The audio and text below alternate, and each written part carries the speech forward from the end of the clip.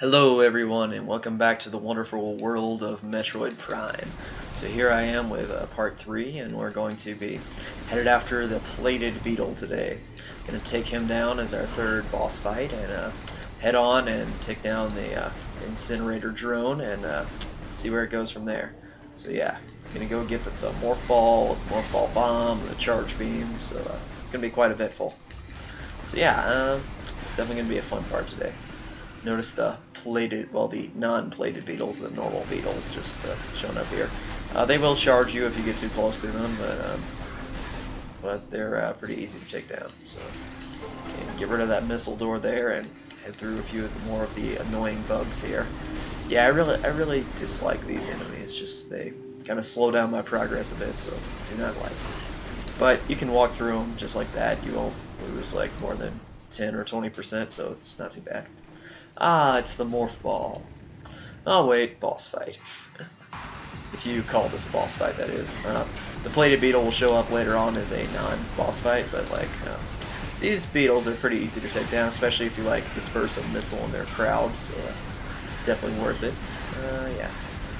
So they're not too bad. Just kind of just walk around and lock on and blast them to bits.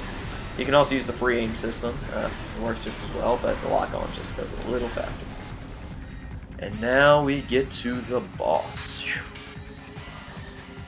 Yeah, this guy, Plated Beetle. Yeah, he may look kind of tough and kind of like a boss, but he is really easy. Just dodge out of the way and shoot him in the back. Do it twice and you win. Done. So it'll tell you how to lock on and stuff, but it is just so easy. I'd say he's probably easier than the Parasite Queen if you do it right, but he will do like 10% damage to you every time, so that can be a factor. Here though we have the Morph Ball, one of my favorite upgrades of all time. Definitely a fun part of the Metroid series. And one thing I really do like here though is that. For this part, the morph ball is just something that's been questioned all throughout history. How does Samus get into the morph ball? I mean, there's been game theories on it. There's been like all these different internet shows that just talk about how does the morph ball work. So some people say it's a contortionist kind of thing. You know, you just bend up into the shape of the ball and you can roll from there. But I'm gonna say though I don't really believe in that because it's more of a glowing orb to me. Like in the center of the ball, especially in Metroid Prime, you'll see that it's Samus seems to be made of energy there. So I'm gonna assume that's another piece of Chozo technology allowing that to work, which makes it kind of cool. But if you look up here, you'll see all these birds flying over, and you can shoot them if you want to. But you know, why hurt innocent birds when you just could not? So now we can finally have the morph ball, which will allow us to roll past some of those annoying enemies we saw earlier in the tunnels. So that's kind of nice. And I really do like the non-linear kind of aspect to Metroid of just being able to explore, but you'll be stopped if you can't actually go there just because you don't have the proper upgrades. So compared to a game like, say, Dark Souls, for example, where it's like, oh, you can go almost anywhere you want, but you'll only survive in one area, versus Metroid, which says, okay, you can go some areas, but more becomes accessible to you if you follow the right path.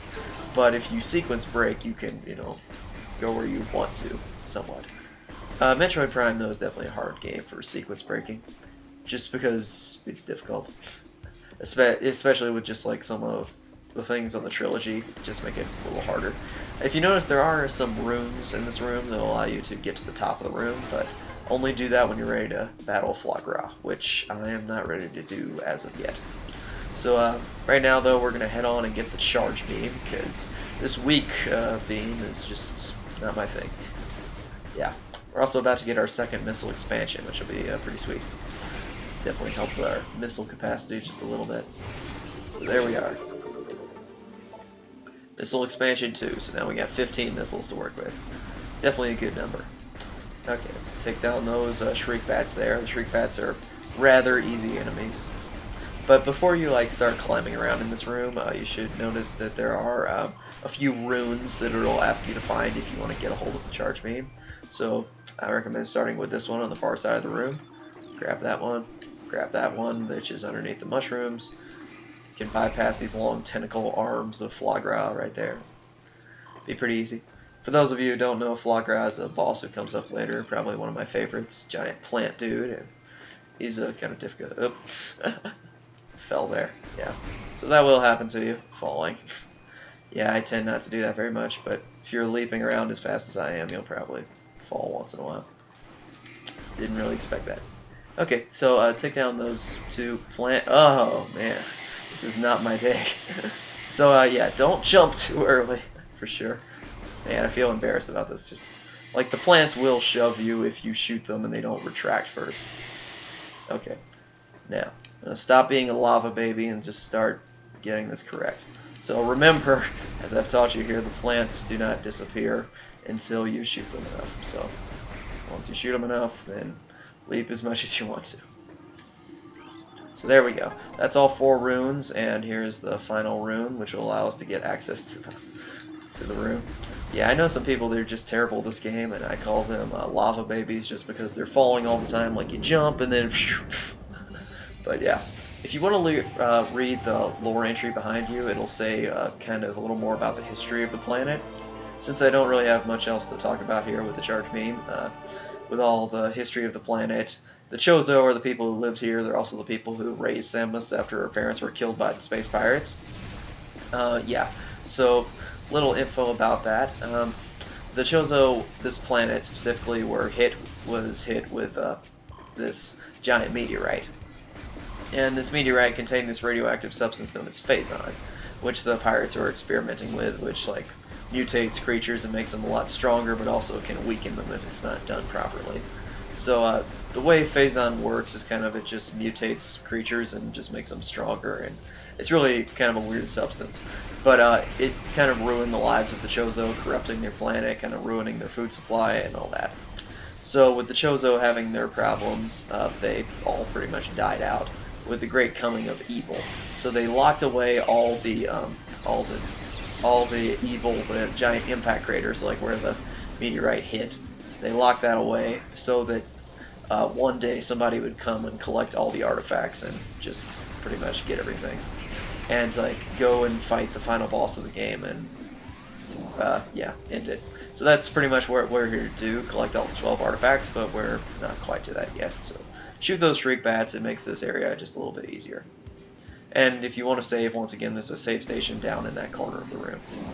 Also, if you jump up onto this pillar, you can listen a little bit to a little humming sound. That's a missile expansion, which is humming up there. Whenever you're close to a missile expansion, it'll hum, or an energy tank or a power-up, kind of, it'll hum a little just to give you an indication that it's there. If you notice, there's a little morphball tunnel down there, but we cannot access that as of yet, just because we don't have the bombs. So we're about to go get those. Yeah, so we're about 8.5 minutes-ish into the video, so everything's going rather well. Okay, so yeah, roll into this tunnel, and we're gonna go and fight our 4th boss, is it now? Yeah, if you count the beetle as a boss, this is our 4th boss. Yep, definitely a fun one in my opinion, the incinerator drone.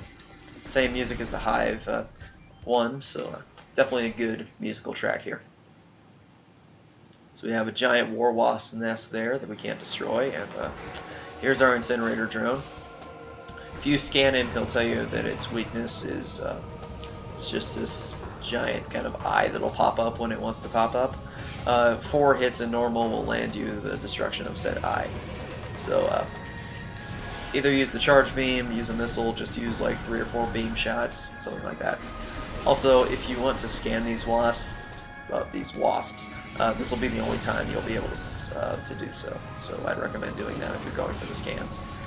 Personally, I don't care because I've already done the scan version of most of this in veteran mode for my no commentary walkthrough, so most of that's over. Anyway, the war wasps though will decide to attack you here, so remember to shoot them, and they also have venomous stingers that they can shoot out about 10 meters or so, so look out for that. Yep. The guy will also give you an audio cue of when his eye comes up, little da-dum song. There it is. So yeah, that's 3 hits in, so 1 more will land us the finish. It's not too hard a boss fight. Most of the enemies will drop health and stuff. So this one's not really much to be concerned about. For the fire, just jump over this one and walk under this one. That's kind of how it works. When they're even, there's not really much you can do. I think you might be able to jump over the even ones, but it really doesn't matter, since the boss fight's over already. Yeah, you'll notice that a lot about the beginning boss fights. They may look tough and seem tough at first, but if you use the right strategy, they're really not too hard. So now we have the bombs, which also gives us the jump ball in this game, or for the Wii version of it at least. Yeah, so you get the jump ball. Let's demonstrate that here. So you can now jump a little in Morph Ball mode like so, and that's pretty useful just for double bomb jumps later on in the game. Show you how to get an energy tank and such with it, so worth doing. Okay, so there's our third missile expansion. So we're up to about 20 missiles now, which includes the original, so yeah, 20. Now time to put this to work and be able to jump on out of here. It's also really something I like about Metroid is how you can just use the upgrades as soon as you get them. You get to just see how well they work. And I would jump in the mouth of this stone toad here, lure him away. And over here we have a little bomb slot we're going to jump into. The bomb slot's also a good inventory scan, so I recommend scanning it if you're interested in that kind of stuff. If not, just avoid it. Okay, so roll on through here. We're going to go get an energy tank, just if you can roll through there. So jump on over here and into this bomb slot. This will raise up the platforms here, which will allow us to get access to the higher ground and grab our energy tank. Shouldn't be too hard. And off we go. Wow. You will encounter a few shriek bats here and there. There's really not much of a point dealing with them. The time here is pretty generous, but you may see yourself running low on the first time, but just make it fast and you should be able to avoid losing all the time. So just roll over here and jump in here. And that will end the timed part of it, and now we can just go collect our energy tank with ease.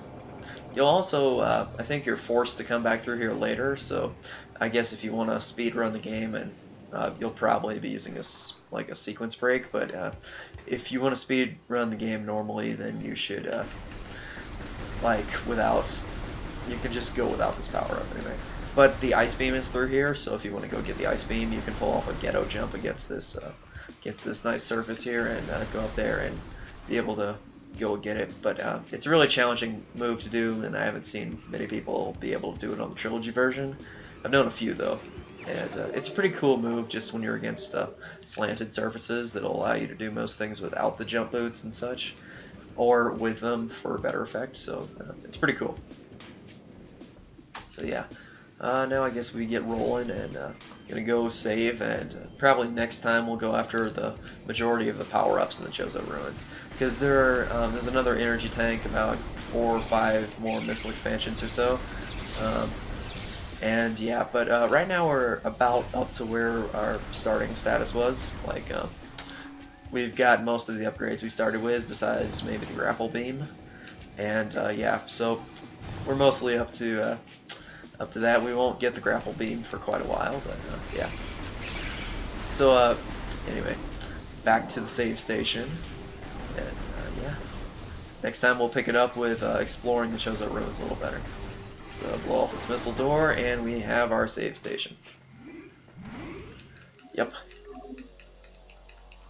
Come on, save. Whoo. Okay. And next time we will pick it up with the next part, yeah, and grab all the goodies that lay around the ruins. So I will see you guys with that one. Goodbye.